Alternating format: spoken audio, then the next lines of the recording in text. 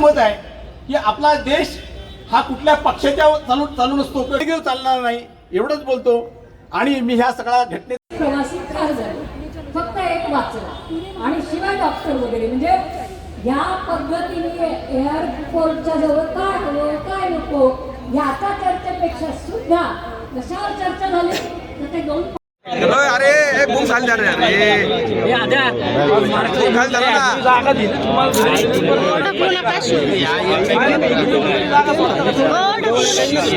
सर्व अधिकारी आणि यांच्या माध्यमातून हा एक निषेध व्यक्त करतोय.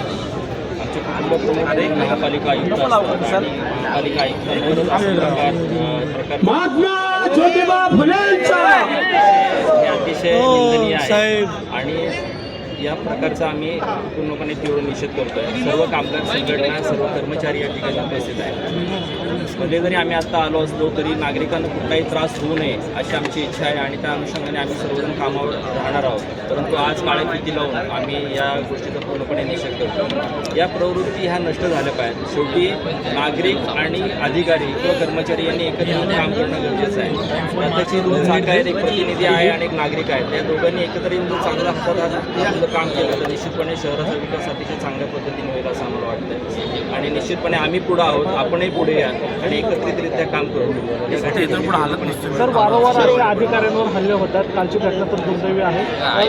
जसंच तसं उत्तर द्यायची वेळ आली आहे का? तुम्ही म्हणले की आम्ही शेवटी कर्मचारी आहोत. आम्हाला शासनाचे काही रूल्स रेग्युलेशन्स याला आम्ही बांधीलपणे आहोत. शेवटी आम्हाला काम नागरिकांसाठी करायचे, कुठले तंटे वाद निर्माण करून आम्हाला कुठले काम करायचे नाही. परंतु प्रत्येकाने याचं भान ठेवावं आणि त्या पद्धतीने कामकाज करावं अशी आमची पूर्णपणे इच्छा आहे. तुम्ही पण इशारा दिलेला आहे भाषणामध्ये, आम्हालाही उतरावं लागेल, आम्हालाही पालिकेच्या बाहेर आलं की आम्ही